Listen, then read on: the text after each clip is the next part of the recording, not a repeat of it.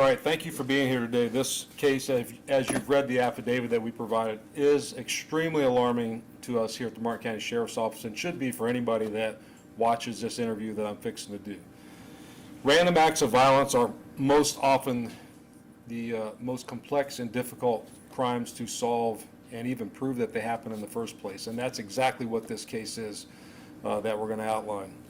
Thursday night around 11 p.m., our deputies responded to the area of the Stewart Beach, and leading up to that phone call, the call came in, by the way, from the husband of our victim, but leading up to that phone call, the victim in this case had gone to the Stewart Beach to kind of clear her head and walk on the beach and spend a little time alone out there around 9:15, and had started walking north along the Stewart Beach and then up towards Tiger Shores area. Half a mile or so up the beach, she's talking to her sister on the phone, and the sister recalls that all of a sudden she hears screaming, phone goes dead. Sister immediately hangs up, calls the husband, explains to the husband what happens. They both try to call her multiple times, no answer, nothing, no results. Husband hops in his car, he lives over in Stewart, and starts driving towards the Stewart Beach, and on the way, he's looking at the Find My iPhone app and sees that she is, according to his app, 2.3 miles north of the Stewart Beach, which she was not, but in that area between Stewart Beach and north of the Stewart Beach. While he's driving, he also calls 911, and so our deputies now are en route along with the husband to the Stewart Beach area in order to try to ascertain what took place. Shortly after our deputies arrived at the Stewart Beach, they located the victim, the wife, the sister, distraught, extremely distraught, wet, with bruising on the side of her neck, bruising on the side of her face, and they started trying to piece together what had taken place.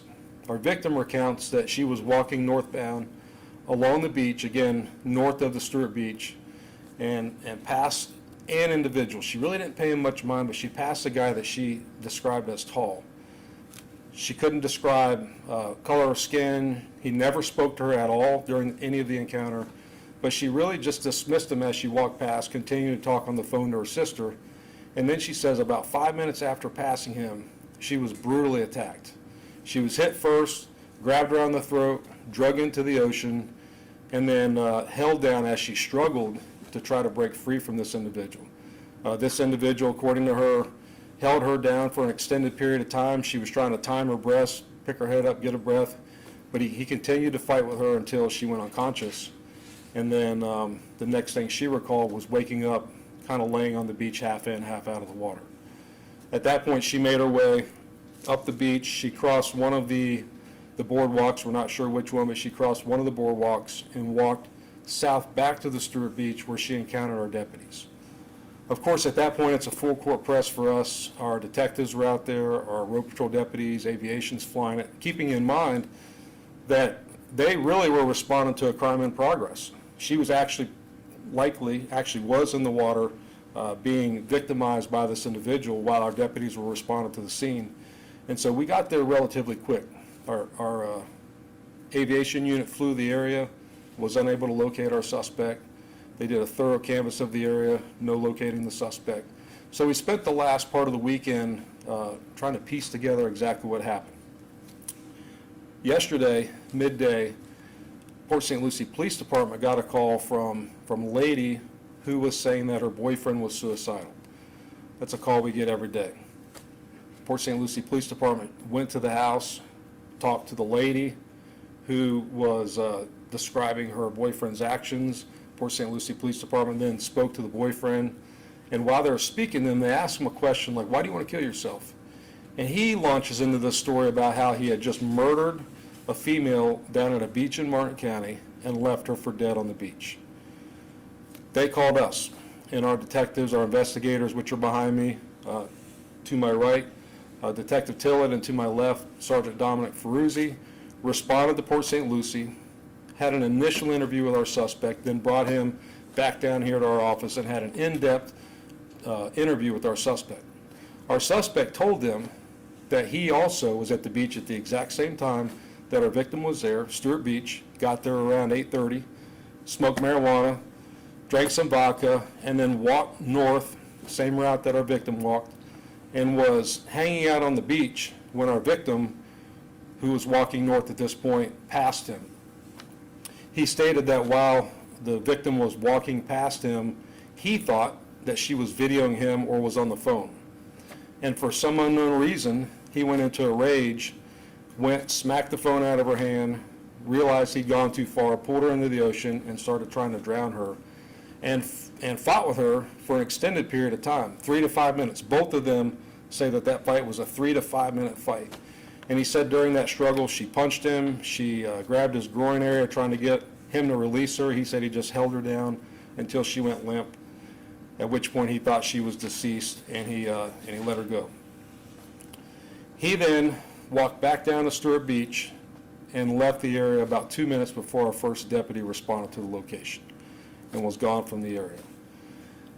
With all the information we had at that point, of course, we've been recovering footage from the area, beach cameras. We'd run a lot of things to our systems at that point. At that point, we arrested him for attempted first-degree murder of our victim. And what's really chilling in this, and I'll tell you who our suspect is first, then I'll tell you what's chilling. Our suspect is a 26-year-old male from Venezuela whose name is Said Alexandra Hernandez Gonzalez. He's here illegally. He came initially, was on a work visa that expired. He's been here ever since illegally, and he's sitting in our jail right now on a attempted first-degree murder charge for trying to kill our victim there on Stewart Beach. He had no idea she was still alive. While these detectives and sergeants were interviewing him yesterday, he believed that she was deceased. And when he was finally told that she was still alive and asked if he had any remorse in the whole scenario, his response was, "No, I don't feel nothing." That was his response. "No, I don't feel nothing." Another alarming thing that he said, just reading through his arrest affidavit, he was just talking about her in the fight, and he says that eventually the female stopped fighting and he believed that she died. He stated, "I thought I could not stop right now because I had gone too far," so he continued choking her until she stopped moving. We're extremely thankful that our victim in this case did not die. There's no connection with the two of them. There's no relationship. There's never been a connection with the two of them. He actually, yesterday during the interview, said that he went to the beach initially to kill himself. He drank a bunch of vodka, smoked weed, and took Benadryl, and then he almost ended up killing one of our Martin County residents. So we're thankful that she's okay, and we're happy that he's in custody and will stay in custody. He's got an ICE hold on him, but he's got a no bond charge on him, and he'll remain in our custody and then the Department of Corrections until his case is resolved. So with that, I know I gave you the affidavit. I know you probably have a lot of questions, as did I. I'll try to answer it. Is it a random act of violence? Where, this is unheard of. So the question is, random act of violence, it's unheard of. And the answer is, for the most part, yes. Normally when you get violent acts like that, they're domestic related, it's a drug deal gone bad, there's some relationship, and it's easier for us to work a scenario like that because you start with the last person that saw him and you work your way out. In this case, we had absolutely nothing to go on. Good. Did she run on the water? She was unconscious? Because I was reading through the affidavit, it said that one place she crawled Yes. out, but then another place it said that she ran up the beach. So the question is, how did she leave the water? So initially she was unconscious in the water, half in, half out of the water. When she woke up, she crawled up onto the beach, further up onto the beach. When she realized that the coast was clear, she ran up the beach and then crossed the dune line where she moved out to Dixie Highway and then worked her way back south to the entrance of Stewart Beach. Thanks.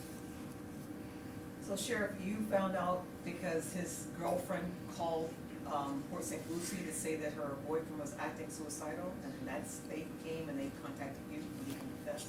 So the question is, did we find out because the girlfriend called about the boyfriend being suicidal? And the answer is yes. We had very little to go on until we got that phone call, and thankfully he was forthcoming. Again, he thought she was deceased. He thought he killed a girl. He'd already wanted to kill himself. Now he really wanted to kill himself because he believed he was getting arrested for murder. But thankfully in this case, she did not die. Did the victim make any comments to her sister on the phone there? Did she say anything like, I'm being attacked or anything to give you an indication that something was bad? The question is, did the victim say anything to her sister to give an indication that something was bad? She screamed.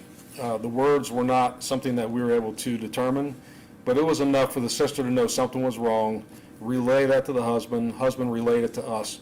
And one thing I did mention is, after he was in custody and after we went back and collected some of his cell phone information that the girlfriend gave us, the two pings, pinging her phone, the Find My iPhone app, and pinging his phone through her Find My iPhone app, same spot in the water, same time. So really compelling evidence now that we pieced it back together. Is there any reassurance you could give the community? Because as somebody who likes to walk the beach alone, this is horrifying. What more could somebody have done to prevent just a freak accident or incident like that from happening? The question is there any reassurance I can give the community? And the answer is no, there isn't. If you're gonna walk the beach in the middle of the night like that, do it with a friend, do it with somebody. She actually was thoughtful about it. I'm not disparaging the victim. She was talking to her sister, her husband knew where she was, he could track her phone. So she did take some of the right steps, but you just never know who you're dealing with. You never know what kind of mental capacity they have. In this case, he was intoxicated, smoking marijuana, taking Benadryl. He wasn't thinking clearly, and it almost cost her life. She's lucky today. Statement is she's lucky, and yes, the good Lord was looking out for her. And she mentioned that. She said while she was going unconscious, she was praying, and it was pretty much it for her. We're extremely fortunate that we're not working a homicide with no suspects.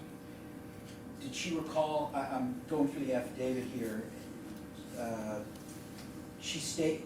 suspect stated that the female asked him, who the F are you? There was no, though, interaction, he never talked to her or anything like that? So the question was there ever any action, any talking between the two of them? There was no interaction. The only interaction was shortly, 5 minutes roughly before the attack. She's walking and passes him, and he's sitting at that point. He's sitting along the ocean, contemplating killing himself. She passes him, whatever's going on, it irritated him, and then he blindly attacked her. He came from behind and caught her and attacked her. She did not see it coming.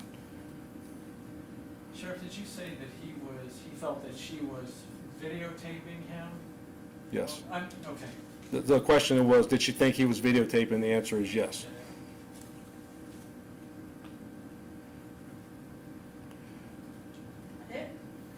Is that it? I know it's this is one of those a stark reminder of why we go out there and we're careful.